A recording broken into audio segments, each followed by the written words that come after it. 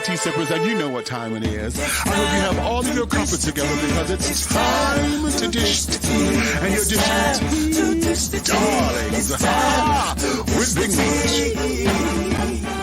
Can't wait. It's time to dish tea with Big Meats. It's time to dish tea with Big Meats. It's time to dish tea with Big Meats. It's time to dish tea with Big Meats. Darling. Hello.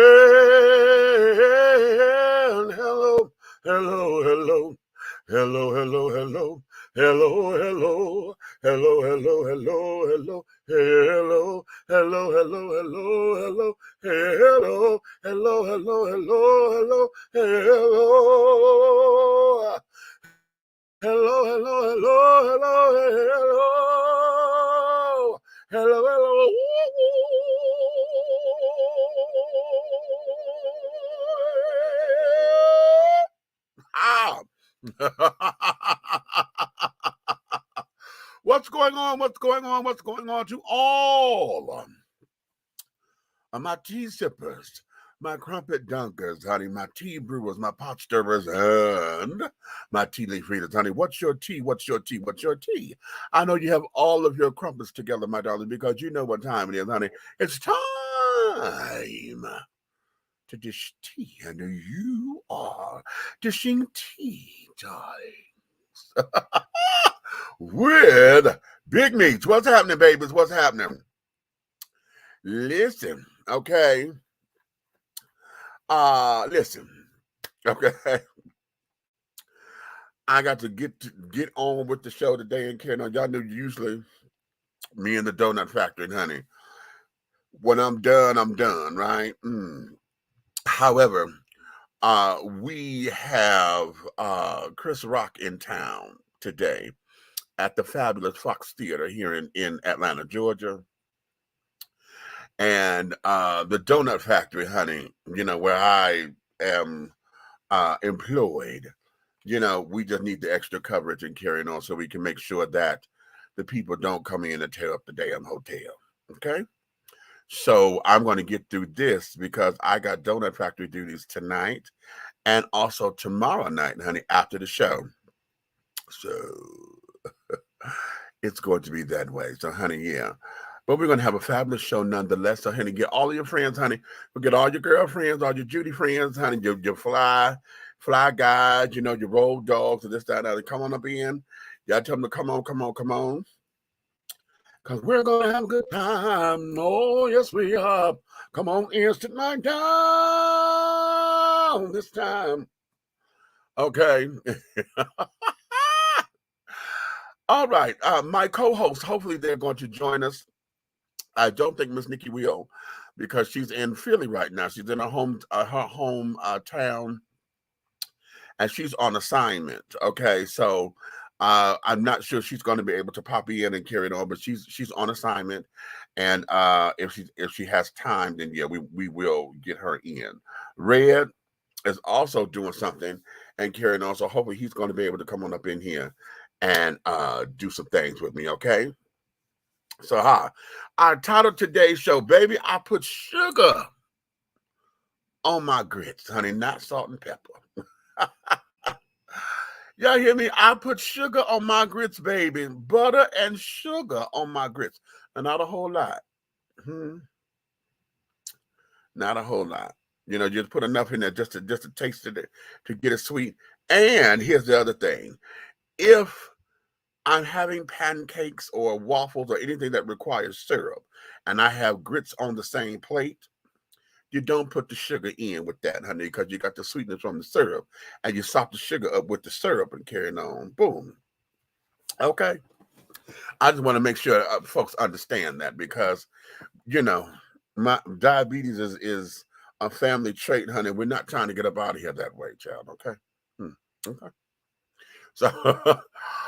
But there's a few things that I want to get into today, and since we're talking about families and you know, cultural stuff and carrying on, can I just say this?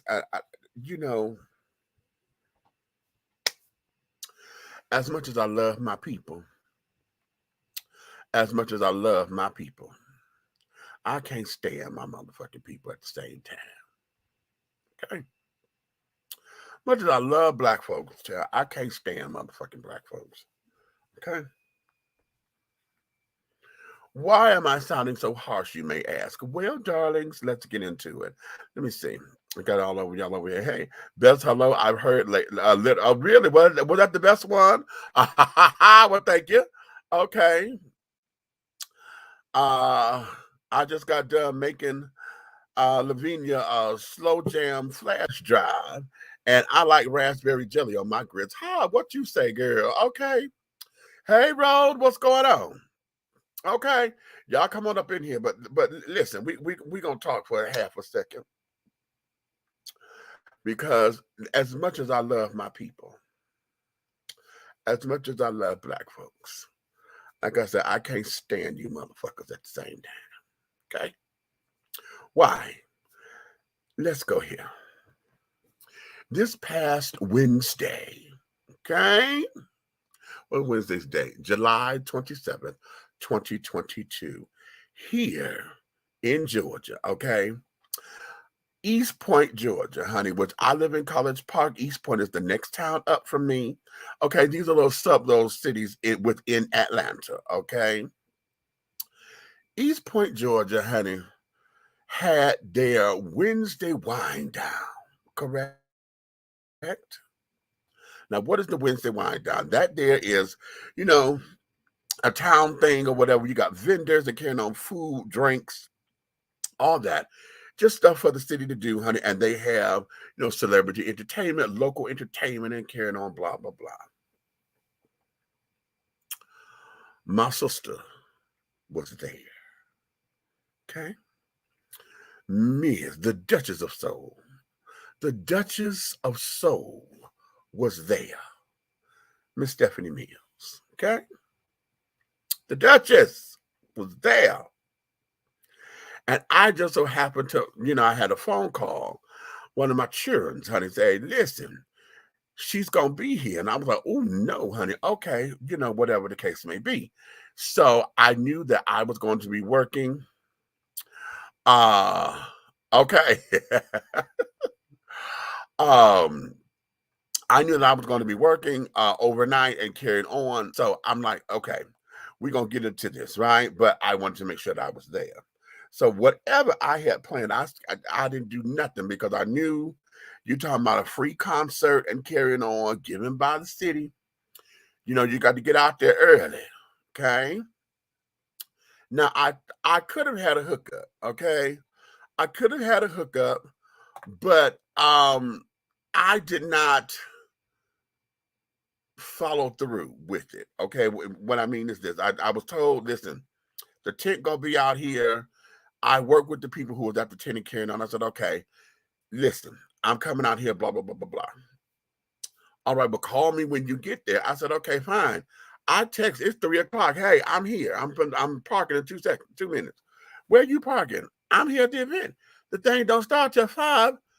I know. I'm here.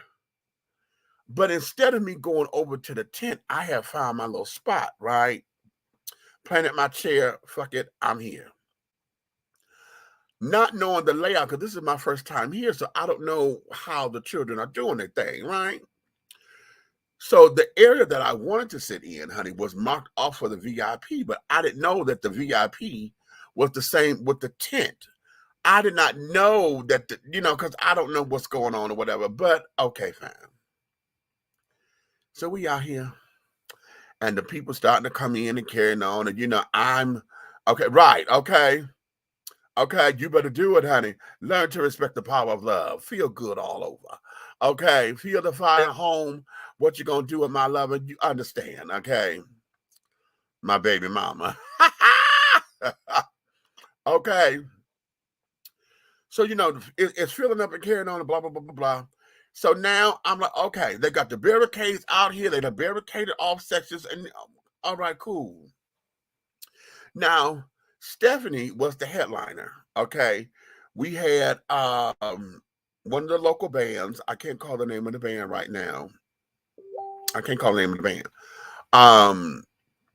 Algebra Blessed, Donnell Jones, and Stephanie Mills. Okay.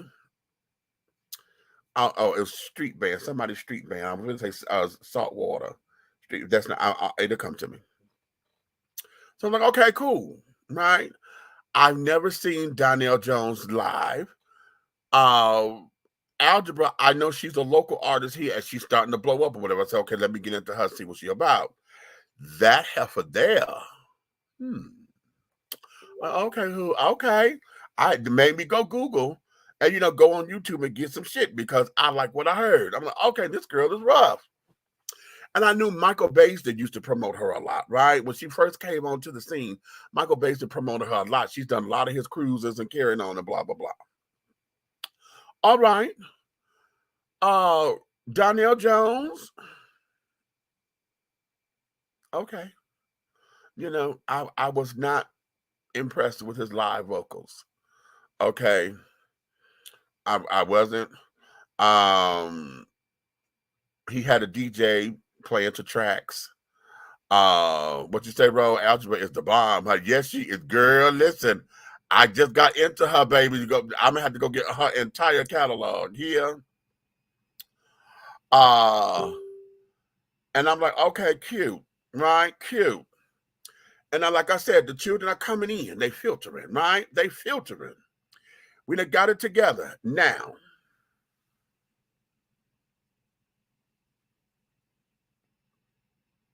let me give you a little bit of something.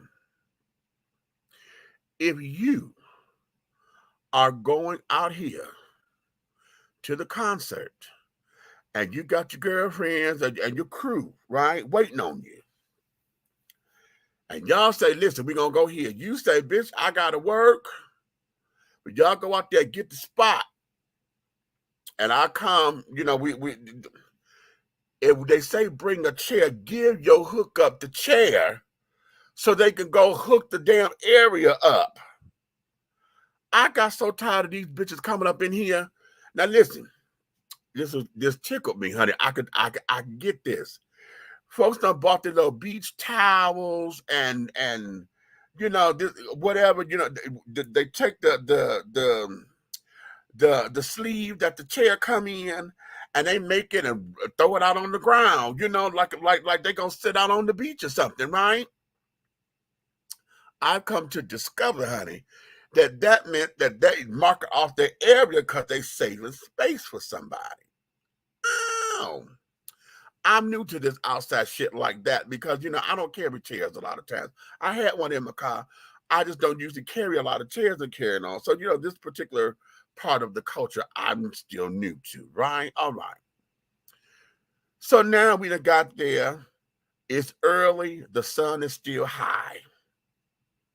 The children sitting up here, they done bought out their umbrellas. Okay. The Soul Cartel Band. Thank you, Research Department. Okay. That's the name of the band. The Soul Cartel Band. They were pretty good. Actually, they were pretty good.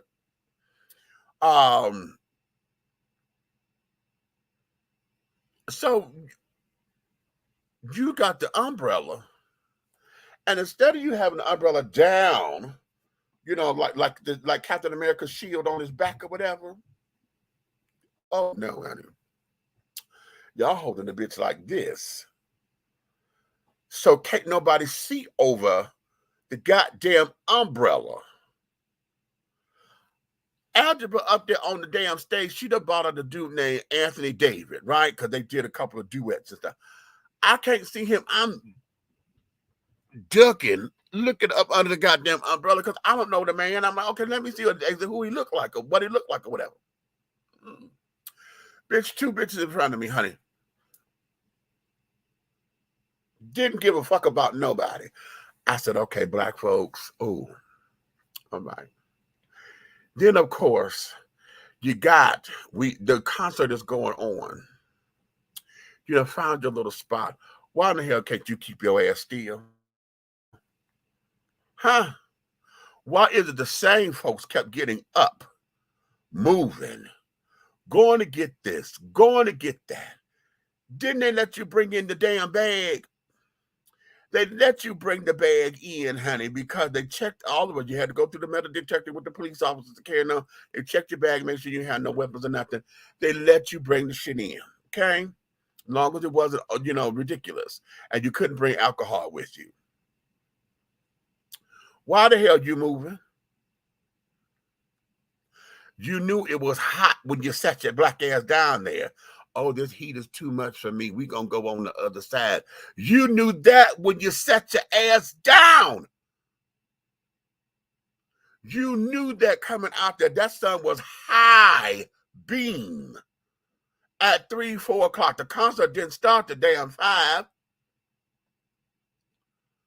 Okay. I'm like, listen, and I'm trying not to take it personally, right? Boom. All right. Who? Cool. Donnell Jones come out. He does his set. I wasn't all that impressed. I consider him more a recording artist than a live vocalist. Okay. Although when he got down to the song that he did with Left Eye, I can't think of the name of the song right now. That's when he brought the house down. Okay, because we all got to jam with that. I said, okay. But his fans were there, so they adored him. Okay. Here we go. It's time for meals, right? Now I'm starting to get nervous. You know what's up? Yeah. What's up? Yeah, that's it. Let me bring you in because you keep putting. I'm just helping. I see. Let me bring you. Hell, you got questions? I got answers. So here we go. Now, here's where this is, and part of my little. I'm gonna be transparent here. Part of my disdainment for this particular show was because we had already I saw, okay, nobody else is coming or whatever. So when it's time for me to go take pictures or do my thing, I can get it. I can slide in over here. I can slide in over here, and I won't disrupt anybody's viewing area, right? That got interrupted because some stupid ass bitch. This was the walking lane. We had just carved out the walking lane. Girl come in, honey, just before they started playing Stephanie's Overture. She come in and sat right down right in front of me.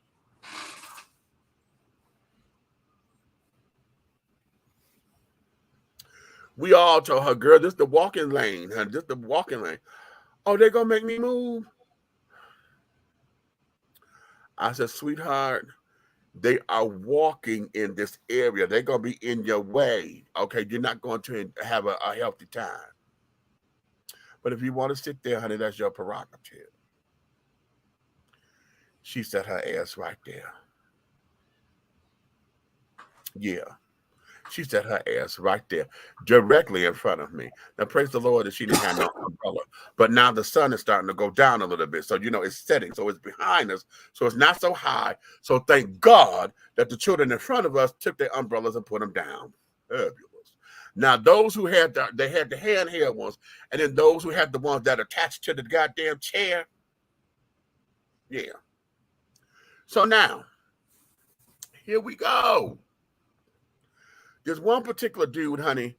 He was the one looking for everybody because he went to go set the spots up. Everybody calling him, he's one getting up and carrying on. Now I told y'all they had everything blocked off, right? They got the barricades up. Okay. So instead of walking through everybody, he made the decision and he went through the barricade to come around so he wouldn't interrupt nobody. I said, oh, that's smart, cute.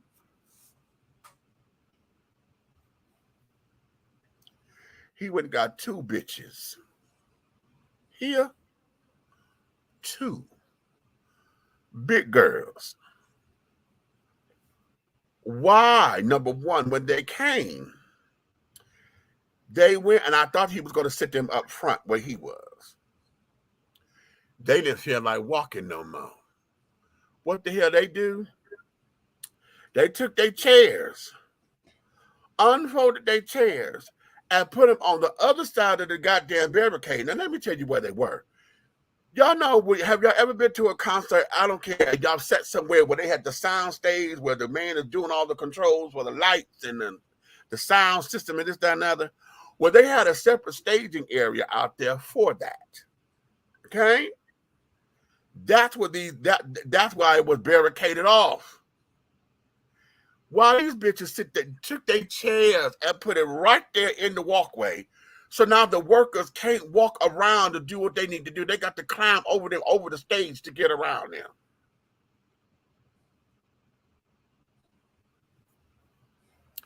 We all started looking at each other that was sitting next to us, and we looked at each other like, look at this. I said, child, And the worker, she said, get your cousin. I said, I don't claim these motherfuckers. I don't claim them. Listen, I have a problem with poor theater etiquette. Okay, now I'm as a performer, I just have a problem with very, very, very, very bad theater etiquette. Okay, because not only is it disrespectful to us as the concert goer, it's disrespectful to the artist as well. Okay, because it's a whole thing when you late.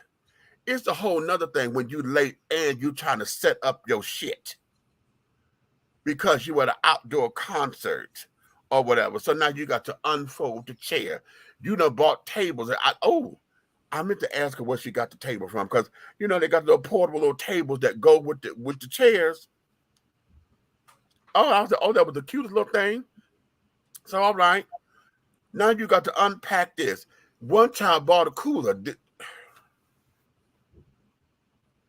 You came in already drunk and you trying to roll a fucking cooler. Now it's a mini cooler, it's a small one. But now you trying to roll a cooler that don't want to roll. So now you rolling over people's feet and shit, and then looking at everybody like we crazy. Like, oh, I'm sorry. Oh, can I get by you, please? I'm trying to get up there.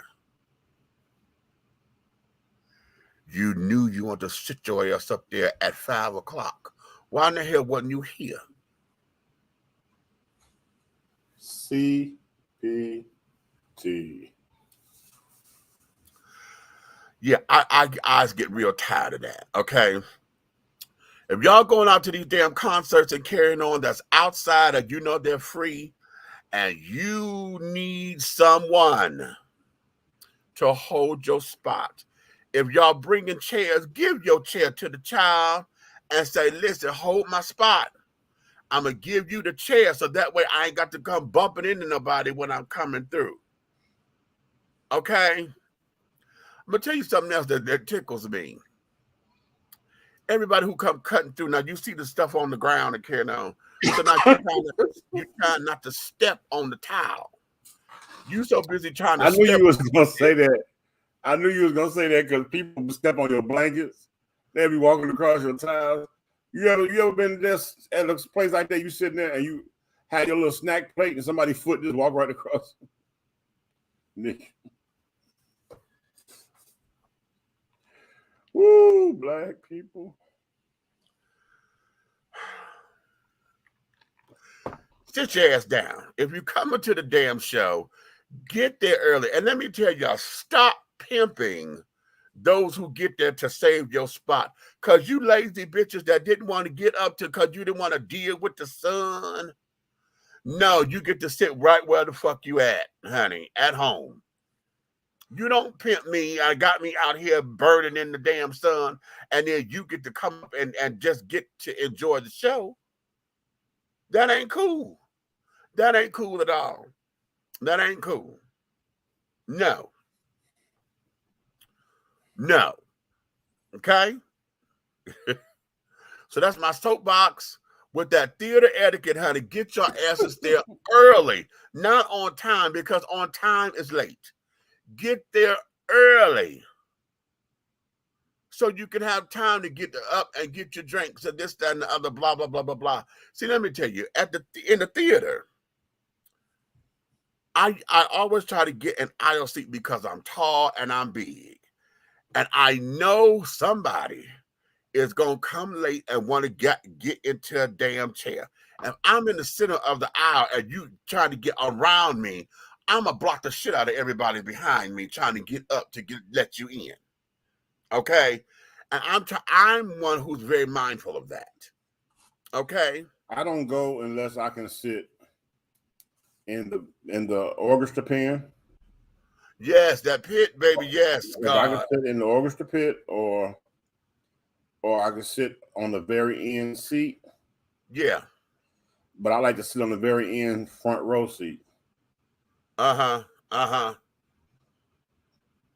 So Yeah. that's for comfort for myself, etiquette for others, and leg room. Exactly. Okay. So, child, I get extremely upset when folks come to a show late. It done already started, and you know you sitting in the motherfucking middle of the row. You know you sitting in the middle of the fucking row. You know, I thought what's her name taught every black person in the world that lesson years and years ago. What? Mike Tyson taught that years and years ago.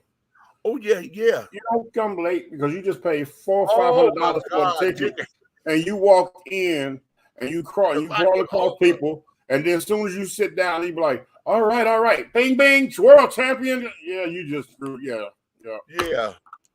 Baby, I remember that. I remember folks was hot. Round 1, 30 seconds. 30 seconds, boom, out. And you missed it. Okay. And you pay $1,500 for your ticket. Right. Right. Okay. What about those that's so pretty they think they can be casually late and they get there, everybody coming out? Yeah. Yeah. He's Okay. the one that should have taught black people that long time ago. Long time ago. He was the number one teacher of you better be here on time. Okay. It unnerves me if you know you have a weak bladder. If you know you have a weak bladder, don't you dare sit in the middle of the motherfucking row. Because I swear to you, every time I've gone to a show, it be right in the, you just hit the groove, whether I'm at a concert, I'm at a play, whatever. You get right into it because you're right involved in it, right? They're right in that pocket where the show done sucked you in. Excuse me, please. Excuse me. Oh, I'm sorry. Excuse me. Oh, I'm so sorry. Excuse me. Bitch, you ain't motherfucking sorry. You ain't sorry. Because here's the thing. You done got up to go. Now that means you got to come back. Yeah. So, And that's like, Hey, Charles. What up, Charlie? Look, it's like this. My family like to go and take kids and stuff, and they like to go themselves like they kids to what is that? Soul Circus, right? Oh yeah. Uh-huh. Okay. I like the concept of Soul Circus. I like that, but I've been 3 times. Uh-huh. I can't think of one time that I was comfortable. Oh wow. And it's like every time they say it, they think when I say, okay, y'all have a good time, like I'm good on that. Mm-hmm. I'm not trying to be antisocial or the bah humbug of the party. It's just that I can't really have a good time at Universal Soul Circus because they put you in a crate next to 10 other crates. Lord. The seating is crazy. And if you don't get all your family right next to each other, you got some strangers that you almost arm locked with. Yeah, I've heard. And then what gets me too, if you're doing these 3 shows a day, packed out type events where you moving and traveling across the world and all that, why do your seating have arms on it? You know you got big people, little people, small people, medium people. You know, don't do it. See, you went there. Why? Right? Like why? Why? You can have that same seating all you want to, same number of seatings. Take the arms off. Right. Them arms ain't gonna stop nothing from nobody, nothing. I don't care if it's two skinny people sitting next to each other, somebody getting bowled in the ribs, because you already stacked everybody on top of each other. Right. Honey, I can't. And I won't. Okay. And just like the last time my family, we flew to Chicago. Everybody was looking at me crazy because they bought all the tickets right together. But I went on behind them. And I dropped another 75 on my ticket and moved my seat up to the front row with nobody in front of me on the end seat. What they call extra comfort or something. Right. So they was when we was getting on, when we first got on the plane, everybody walking on. As soon as we got on, I stopped and started putting my stuff up because mine was the first row. Right. They got to walk on back. They were looking at me like, what? And my, like Cupcake said, she said, oh, he got a different seat. I said, I sure did. And I offered for you to sit next to me, but I'm not finna do it. No. Not gonna have it, honey. Okay. Not gonna have it. Groove, what you say? This is why I'm so happy that concerts are on YouTube now, so I can listen in my room. Ha! Right. Okay. Universal Circus, honey. Okay. My crazy girlfriend offered to take me to Parliament, but I didn't want to hear her loud bitching afterwards, so I told her no. You know what? That's another thing too. Don't get into it. They don't know what a beautiful service they provide by giving concerts over the internet. I don't have to ask for rides or deal with nobody. I love it. Okay, I love it. Now you know when the Sign of the Times, God rest his soul, when the Sign of the Times concert came out, the Prince concert. Yeah. Let me tell you, me and Cupcake set up a full-blown projector in the master bedroom and put it all on one wall on the opposite side, an empty whole wall. Yeah. And turned everything and set it like we was in the stadium.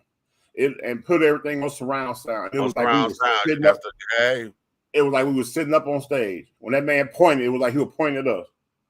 Okay. And we was in there turned up like we was at the Mercedes-Benz somewhere. Okay, right. Like we was sitting in the pit.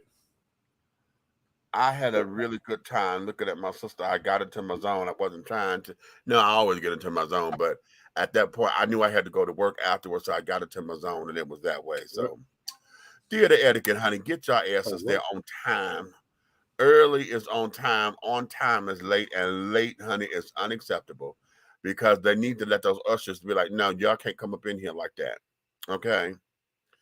But here, let's go here because I want to talk to y'all. I'm going to show y'all this apology. Have y'all heard Will Smith's apology?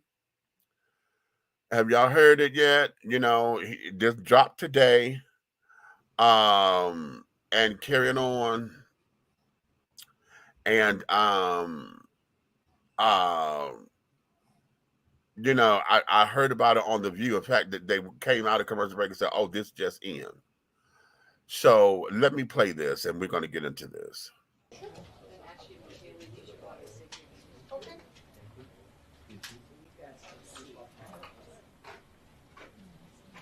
Mm-hmm.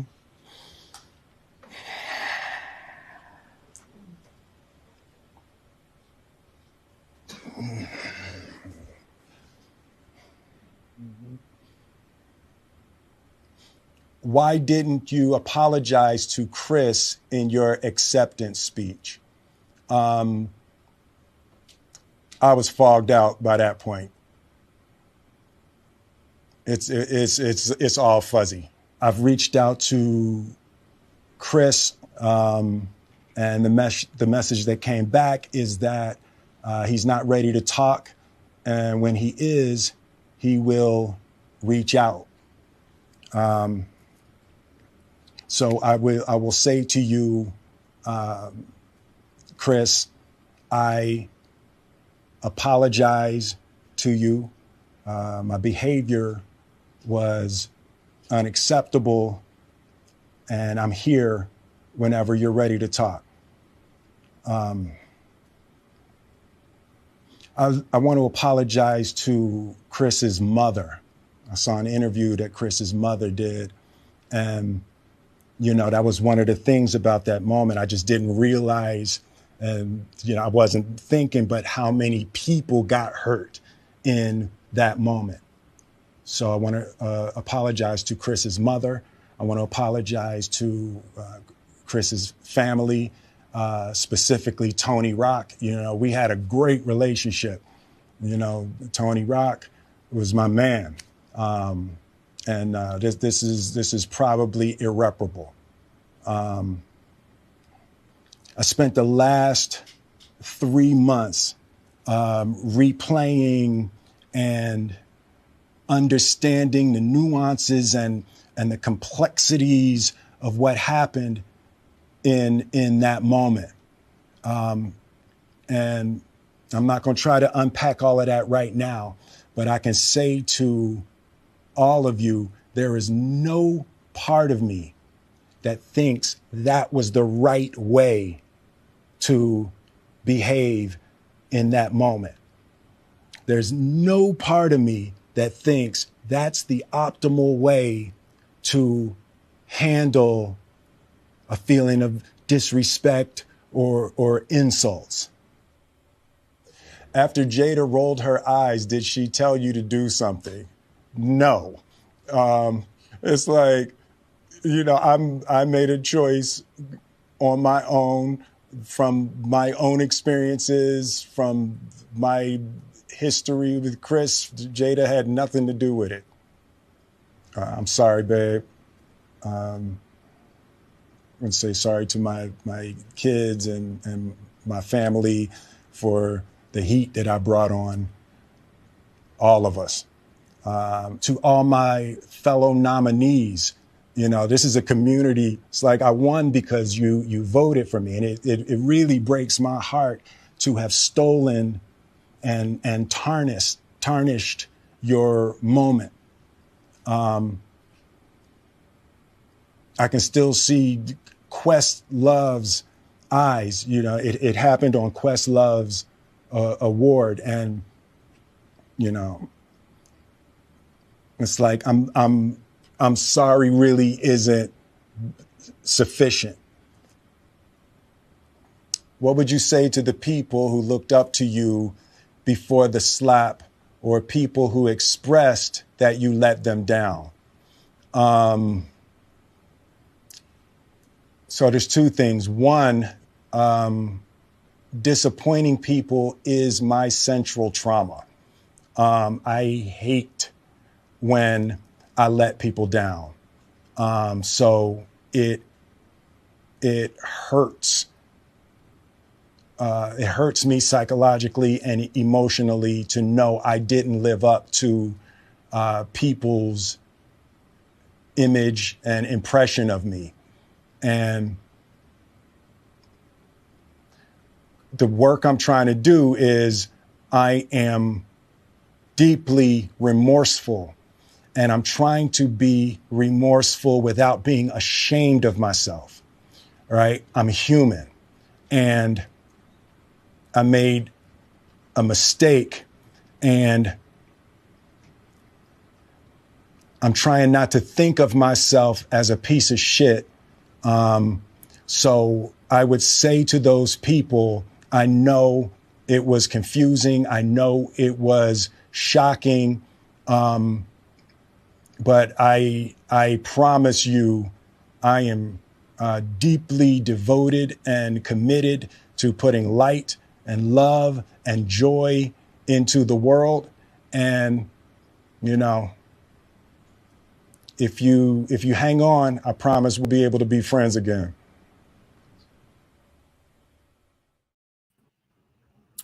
All right. Let's talk. Or is there anything to say? Using that.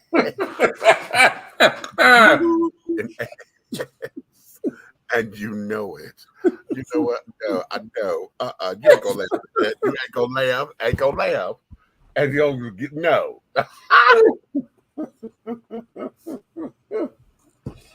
Ooh. Ooh, Lord have mercy, Lord. Lord have mercy. What? We are the men in black.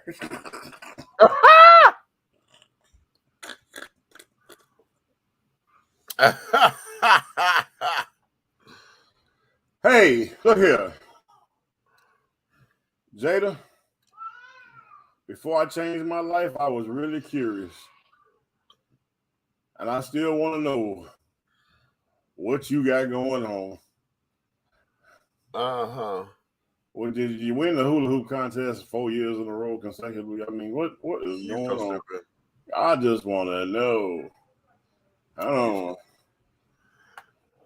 know. Roger, you are in great company because, like the girl said that on The View, that it seemed just a little bit scripted and carrying on. Well, that's because he's at that tax bracket where somebody's writing and critiquing and changing what he wants to say.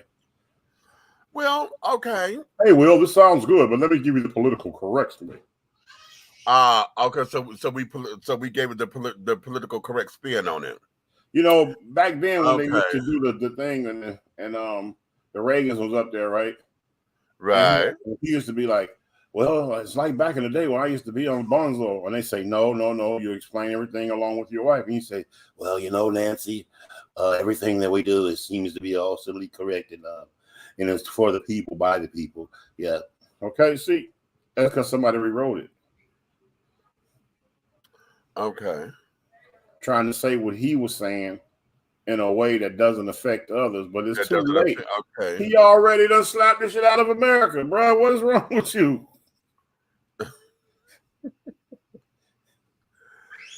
So the apology is too late, you feel? Will, you have a problem. Okay?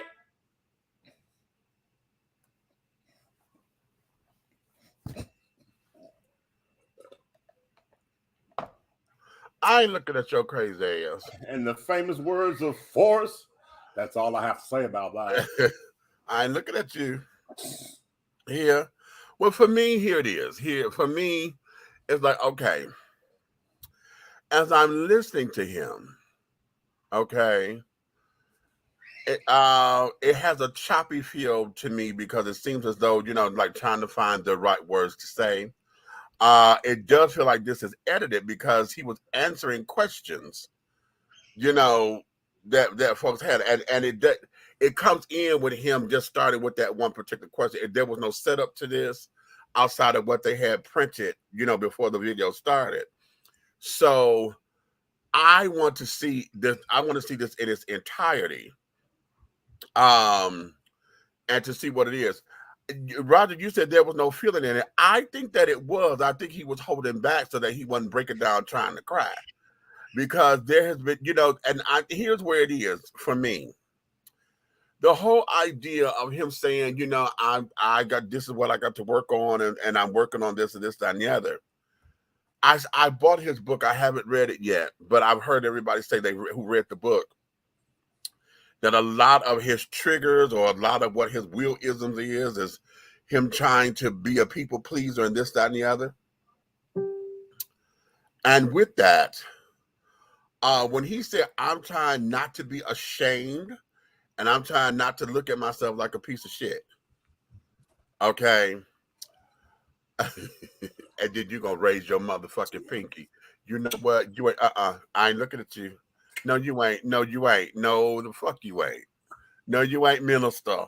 No, you ain't, minister. You hear me? But in that there is where I think the internalized work is. Because whatever that's doing to him, however that's eating him up, whether we believe it or not, however that's affecting him, I think that's where the core of this is. And I'm gonna go on record and say this: to apologize to Chris's mom and his family was a political move for me, because Tony Rock went public and was like, it's 10 of us. Okay, and that there was that was a threat, basically. Bitch, you slapped my brother, nigga. It's 10 of us. We coming to whop that ass. Okay. Now, if you really want to get all into it, see how I'm deducing this is the story of him leaving Philadelphia to go to Los Angeles or whatever. That wasn't necessarily his story as far as the Fresh Prince is concerned, but he had a similar situation as far as that fighting and carrying on, you know, in his own personal life. So I'm wondering if you know, the whole idea of, okay, this boy's family may be after me, you know, blah, blah, blah, blah, blah. So I'm wondering if that's the T, you know, as far as from his. You know it. If that's the T, you know, as, what? That's a damn lie, and you know it. You ain't no motherfucking good. What? You ain't no good. I didn't say nothing. That's a damn lie, and you know it. Sick of you. I didn't say nothing. I'm sick of you. Okay.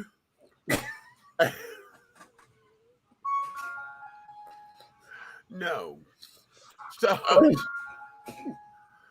in that, you know, I'm that in my mind, that's how I've connected a lot of those dots and seeing, you know, what this is. Now, again, Chris's camp has, you know, they're not ready to talk about it. Now, I know he's over here at the Fox. I know he's blowing it up. When he's ready to go and this, and this, you know, it's going to have a lot of that. And then the heat, now catch this, because this is something else that got me when I first heard it. After they asked the Jada question, he said, "Sorry, babe." You know, that tone that he had for that.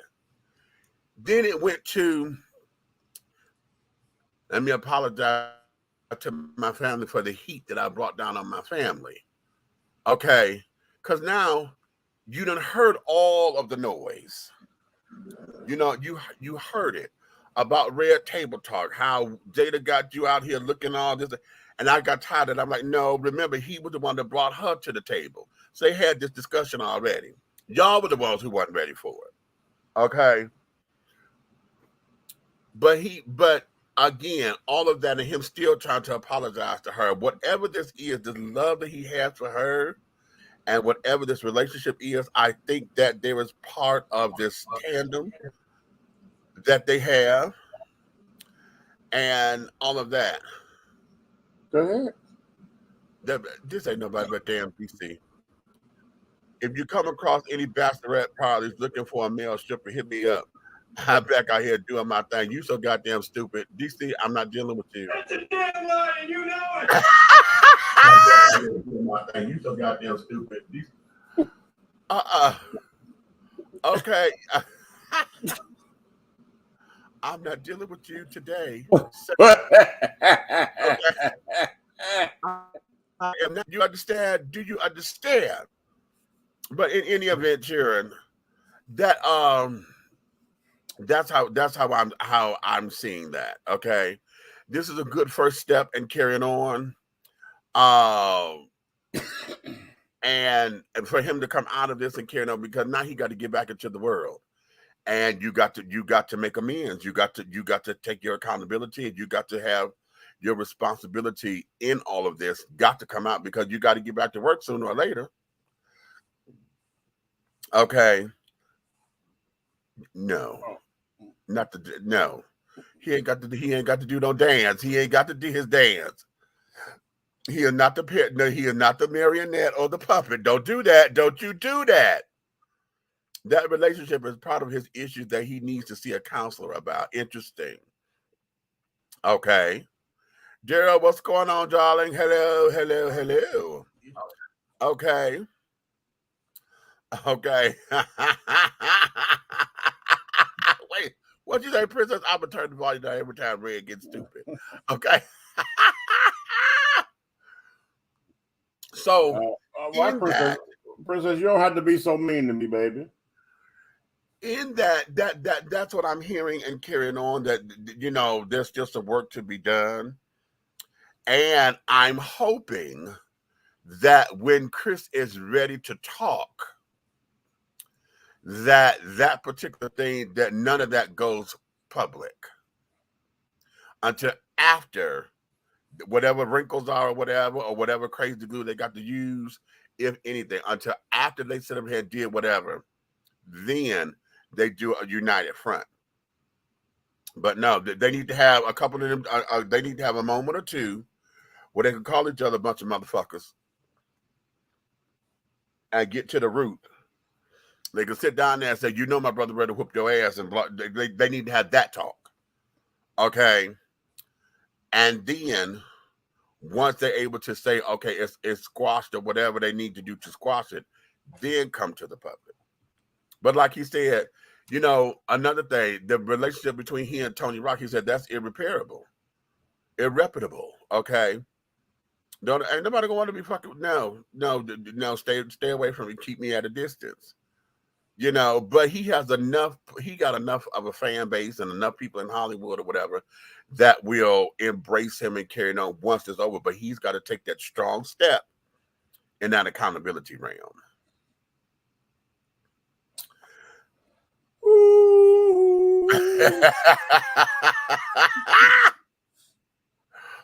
Okay.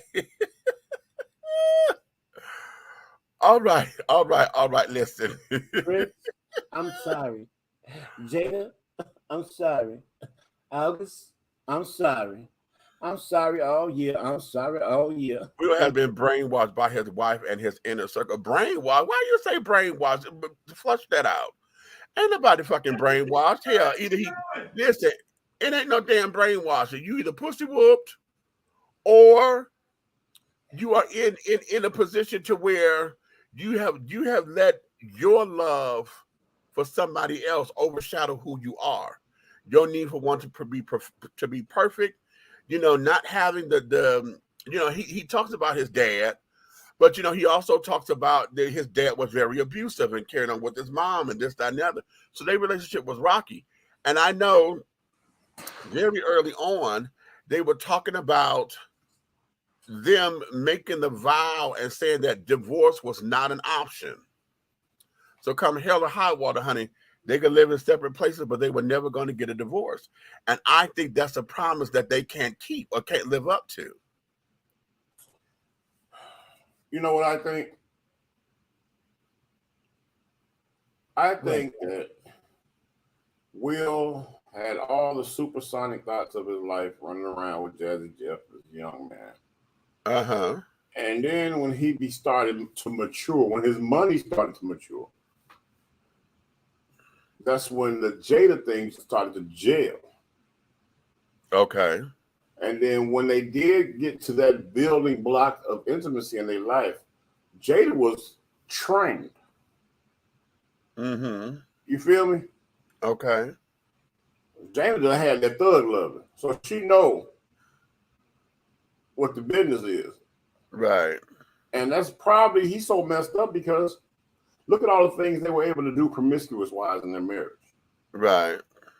And then Jada probably was the first one to introduce him to ATM. And ATM, bro, that means everything to everybody in the porn,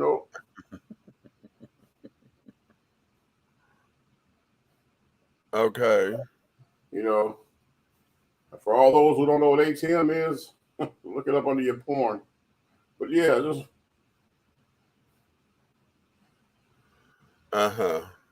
But I'm just saying that will startle you in your intimacy realm when somebody physically do it themselves. See, it's certain acts of intimacy that people stop, and it stifles their brain, being the biggest sexual organ that we have on our bodies. Right. True that. Some acts you only have as a phantorial thought. But if it actually happens physically to you, you don't have the mind strength or the mindset to get past it. Did you say phantorial thought? That's right.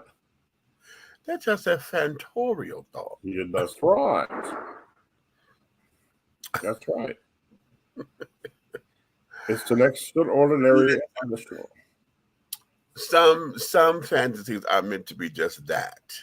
But when they're not, you understand you understand the splitting of the psychological realm that happens. It's like it becomes that crack. Yep. You smoke that first hit, and you spend the rest of your life looking for that same high. And you will do anything to keep it, or do anything to keep yourself in a position where you might just be able to get it. Okay. He's high on Jada Rocks. Well, okay. Now the question is, because is that a good thing or a bad thing? Because hell, ain't that what we want? What a lot of folks say relationships are supposed to be?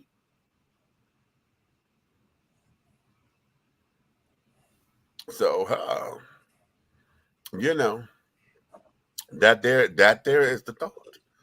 But in this particular case, and in this apology, and all that he has manifested now, I am curious to see where this is going to lead, where this is going to take us into the future.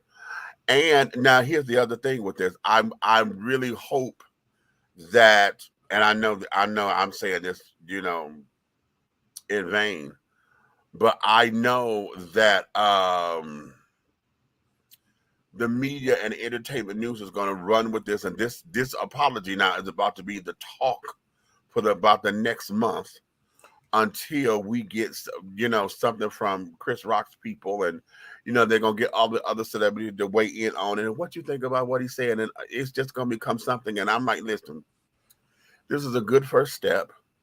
Now let's just wait and see what this is going to be. Don't let us not impose anything on it. Or we could get August Alsina to come on our show and tell Will to stay away from his woman. I'm not doing nothing salacious like that. Now that's just ridiculous. Okay. And then this ain't got shit to do with August. But he's probably getting irritated. Who? August, he's in love. August was young and carrying on. And the sad thing about it is Jada knew that going into that. So she turned him out. Huh? So she turned him out. Yes. That's a damn lie, and you know it. No, there ain't no damn lie. There ain't no damn lie. He sat up there, got cuddly and friendly and carried on with an older woman. Like boys think they know, thinking they can handle some shit, and was out of his league, and now had feelings. And then the thing of it is that she did too. Now, this is a perfect example, because we as gay folks, I tell it to my friends all the time who claim that they after younger boys, they like young boys that carry on. That's the same exact shit. You sit down there, you get these little young kids or whatever, and then you introduce them to a world that you're not going to sustain. You get them here and then throw them out with the dishwater and everything, as if they're supposed to just take it and accept it. Have not prepared them for anything, and then you end up. This is how you take everybody claiming men are dogs. This is how the dogs are created, because let the dogs out. Right, exactly. Because this is how the dogs become created. Because sat down there and fucked over their mind, used them for their sex, put them into this false sense of reality, and then snatch the rug out from them under and say, "Okay, deal with it." Right. I mean, you got to think about it. It's like a guy that gets plenty, right? Right. And he's so used to being in control of the sessions. It's like, come on this way, boom, boom. Okay, come on this way, boom, this way. All right, boom, come back here, boom, boom, do this, boom, boom, boom. Okay, in control of the sessions. Then that one time that he get with that one person for the first time he with, and you think you control the session, and you flip the session, boom, boom, boom, you going like, boom, and all of a sudden she reached back, take it from doggone point A and put it in point B herself. Right. Right. You thought you was in charge of the session up until that point. That is the perfect. It was at this moment. Right. But she took it from point A to point B. Yeah. Took it from point A to point B, and then start giving it to you, handing you all circuits blue, honey. We got to change the fuses. And now your mind is different because she never asked you, had you ever been to point B? Right. You know what I'm saying? So now you're at point B, and point B is working you, and you like, yeah, because it's something you never had, right? All that, When it's done, she gonna be like, grilled cheese. Oh, you gonna get it? with provolone and Swiss. I promise you that. What? No. No. Did I lie? He say grilled cheese. Okay. But wait. I'm sitting up here and I can't fuck with that because damn it. Right. That's part of the shtick. Because I know I do that here. When you here after a good session, and I know you coming back, I would get up and make you breakfast just to fuck with your hair. I know I do it. Just to fuck with your hair, I would make you breakfast. So just tell me I know what I'm talking about. I know what I'm saying. Listen, oh my God, yeah. If I've invited the young man to stay or whatever, or the man, if I've invited him to stay or whatever, then yeah, because my whole thing is you need your sustenance because I'm not done. But this here, it's a gesture, you know, and yeah, it is a mind thing. I remember every time I do it, like, what you doing? Like, yeah, I know you're hungry. Here, have something to eat, you know. And after I get up, baby, shit, you think I'm Betty Crocker up in here, honey? I'm a full breakfast, pancakes, bacon, eggs, you know, grits. Matter of fact, I gotta find it. I'm gonna send it to you one day. It's a video going around. It's on TikTok, right? And a guy he comes over the girl's house to break up with her. Yes, I know that. And she put the plate in front of him. Yes. And he started eating, and he said, "You made the chicken." You know what I'm saying? Like, you made. You cooked this, right? And she's like, "Well, what was you saying?" He's like, "I'm nothing." He wasn't saying nothing at all. Right. Right. Yeah. He's like, "Oh, this real cornbread from scratch." Yeah. Okay. He came over there to get rid of you. Right. Okay. But yeah, this ain't got, and everybody, I done heard all the different comedians and carrying on, those who mad at Jada, those who can't stand Jada, you know, and carrying on. Oh hell, she was out there that damn August Alsina. That's who he should have slapped. He shouldn't went and kicked his ass.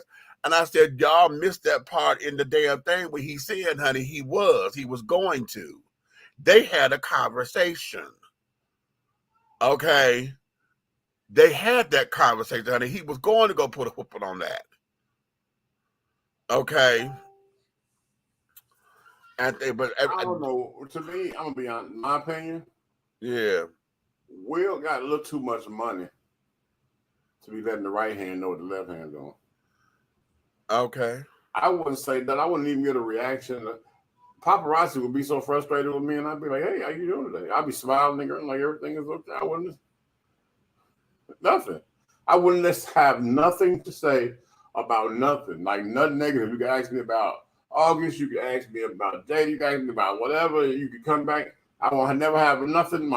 Nothing will change, and you'll be asking me one day.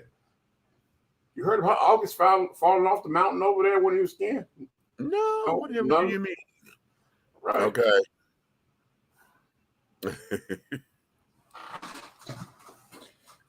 Well, I dated an older woman 2 years ago.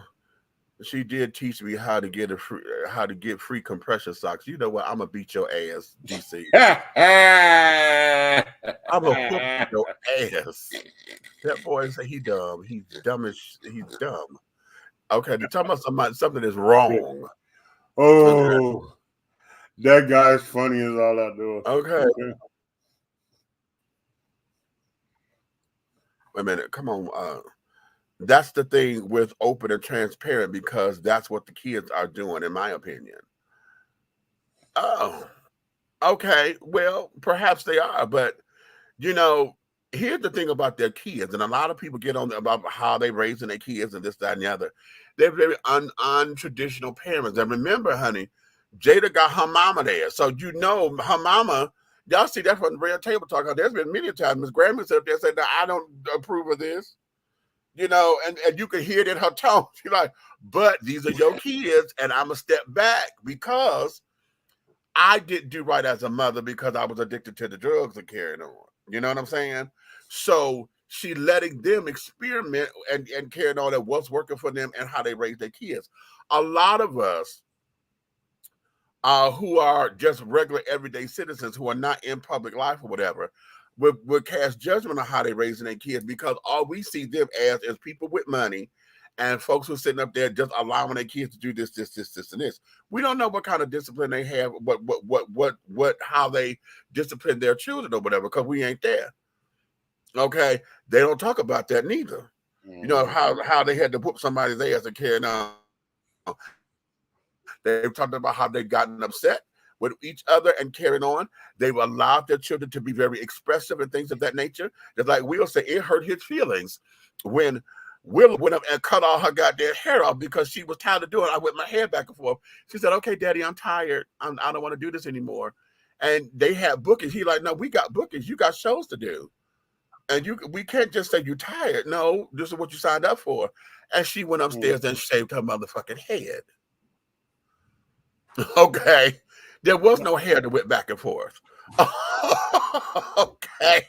And I would have got one of them staple guns and staple a wheelchair down here.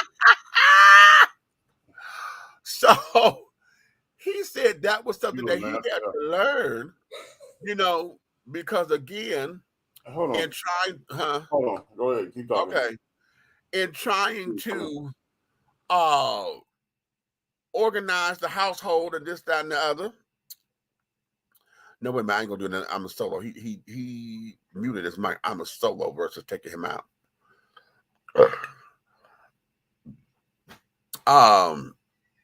You know, the things that he did and carried on were basically how he thought the family should be and this, that, trying to be a good leader, a good provider, a good this, a good that. And that there was that. So in all of that, I really and truly believe that, you know, at looking from the outside in, you know, we have a lot that we complain about and talk about as far as how they raise their children and this, that, and the other. But I'm hoping that we don't get the prepared answers anymore from this point on. I want them to shoot from the hip.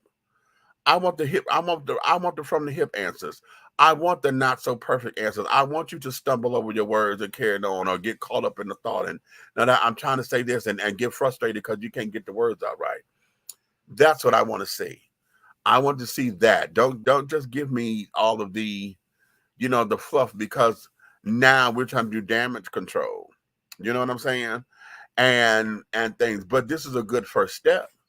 You know, and keeping your poise and carrying on and, you know, being able to relay and convey your messages to everyone in a normal way or in a sophisticated way, that's cute.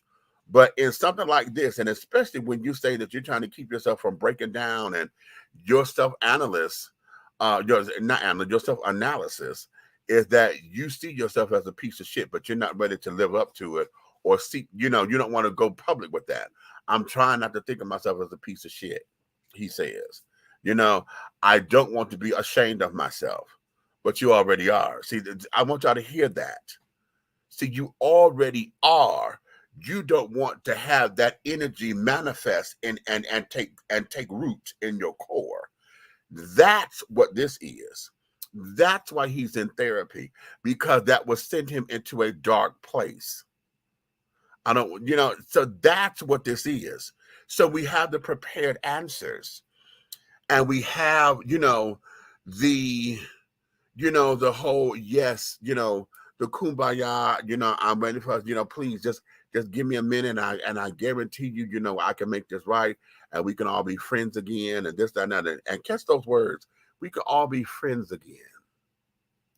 That sounds very, you know how we were when we were kids? You know, when you did something wrong, you were scared that you were going to hurt somebody's feelings because you didn't want to lose your friends. That's my friend, you know, and it hurt your feelings and this, that, you know, that's that little boy in him. That's what's talking now. That's what I'm hearing. I don't think that's an act. I don't think it's a put on. That's what I'm hearing in addition to what the message was, or it's sounding a little, everybody saying it sounded scripted. It's just prepared. He came in knowing what he was going to say. Brad said, okay, they may have had speech writers or folks to sit up there and clean it up so it wouldn't be so it is so politically correct. But at the same time, we need to get to that part. We need to get to that part. So, you said, oh, it was just so fuzzy. No, you know why you did it. Why did you do it? That is the question that everybody wants to answer to. Why did you do it? Because you could say it was fuzzy. You can say, we had the devil made me do it, or the devil stepped up, whatever that little line was. We had all of that. But you did not answer, why did you do it? What was the trigger to make you do it? Because you could have sat there and stewed and tossed in your chair. If you wanted to protest, you could have walked out. But you walked on that stage and gave the slap. Okay? The slap. Now, you don't want to feel like a piece of shit. You don't want to be ashamed of yourself. Because at that moment, and when it first happened, y'all know I said this at that time. It was at that moment that everybody who did not call Will Smith a nigger did. Because, Will Smith has been the doll. Okay, he has been the doll of Hollywood, honey. He doesn't have many blemishes at all on his record. He don't have blemishes. This here, all the good white folk that said, okay, no, all of them ain't bad because they were counting on him. Boom. He just gave them reason. He didn't answer the important questions at all. Okay. So there you have it. Okay. So all right, that's old Will Smith, honey. That's Will. Now listen, he is slightly transformed from a little bit of the norm. Let me give a shout out real quick. Wait a minute. Do I have the picture? I hope I didn't. I know I did not put it in here. Let me go find it real quick. I want to give my sister a shout out, honey. Listen, okay, but before I do that, I don't know if anybody have seen, not seen or heard rather, Renaissance yet. Have y'all heard Renaissance? Y'all know Beyonce's new album just dropped. Okay, the entire album. All right. Watermelon.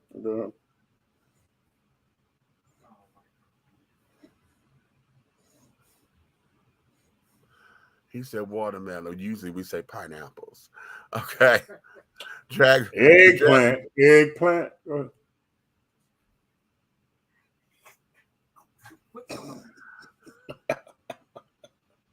He said eggplant. No, she's not talking about eggplants in this one, honey. That was the last one. Right. Okay. That was the last one, honey. When she was, when everybody do the little partition, dance and carrying on, Let me ask you this. If you named your significant other or your partner or whatever a piece of candy from the old school, what would it be? From the old school? Old school candy, yeah. Old school candy. If I were to name a partner or significant other, oh no, oh God, I gave him one. He wasn't my partner, but God damn it. What was it? He wouldn't let me. I called him Marathon Candy Bar. Marathon Candy Bar. Yes, God. Shit. Okay. I was thinking, I was just wondering about the old school candy, and you name your significant other, how cute that would be, because it's something you all understand without this generation? Child, listen. Like if the old lady called you old Henry, you know what I'm saying? Okay, right. Okay. Or well, I mean, is now or later one or two people? Two people.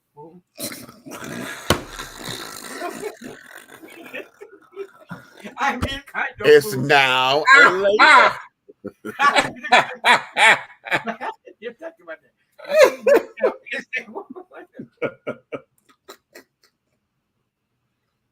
And Twizzler. Twizzler, is that a fat guy or skinny guy? Right. What about whatchamacallit? That's a nigga randomly in the street. But you know, no, because they're triplets, because there was the whatchamacallit, the thingamabob, and what's the G? What's the G? Oh, Twix. Okay. No, I don't want to be dealing with nobody named Twix. I wouldn't call nobody Twix, child. Hershey. I wouldn't call nobody Twix. No, because that means you flicked it. Yeah, that's not right. You flicked it. No, but he passed on. He's passed on now. In fact, I could see you having somebody named Chunky. Of course. Okay. Of course. Okay. But y'all remember TJ that used to be here? That used to be in our comment section. Yeah. Yeah, I called him Marathon.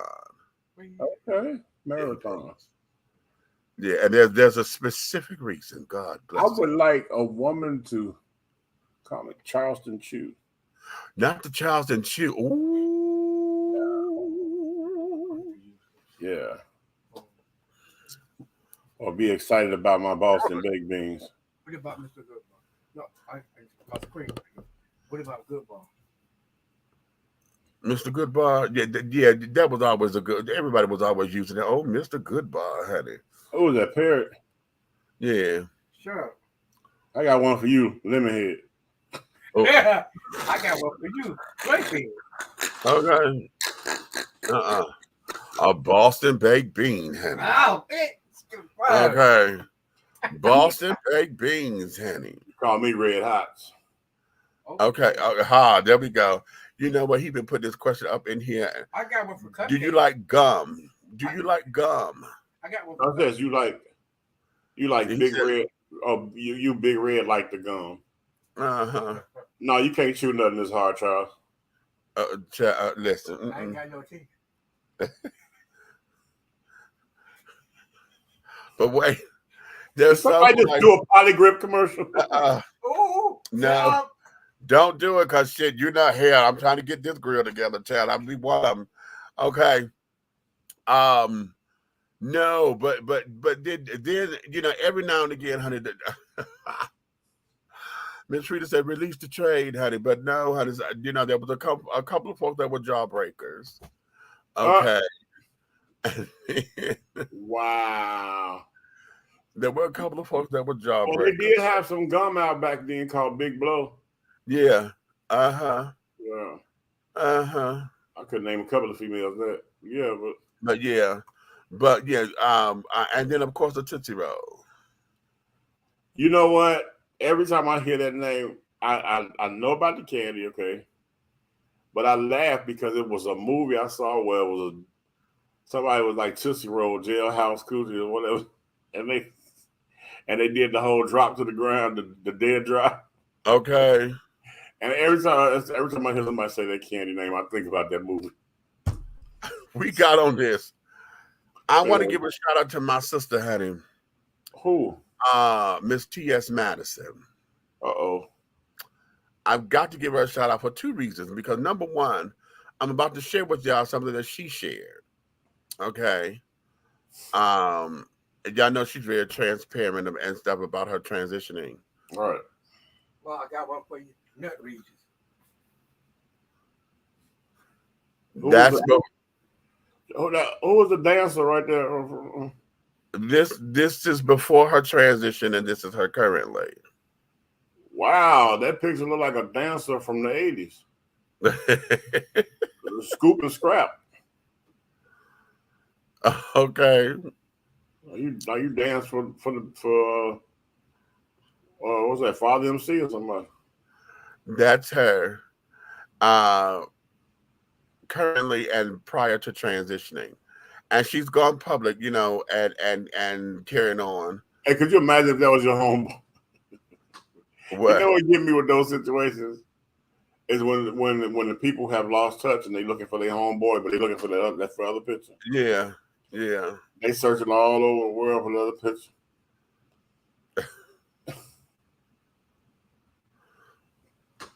But that there is that, and here's the thing, I want to give her kudos because do y'all remember a few years back when she did her monologue and we were doing that? Remember we were going to do I'm black as, you know, Yeah. I'm just kind of black. Yeah. She said I'm black.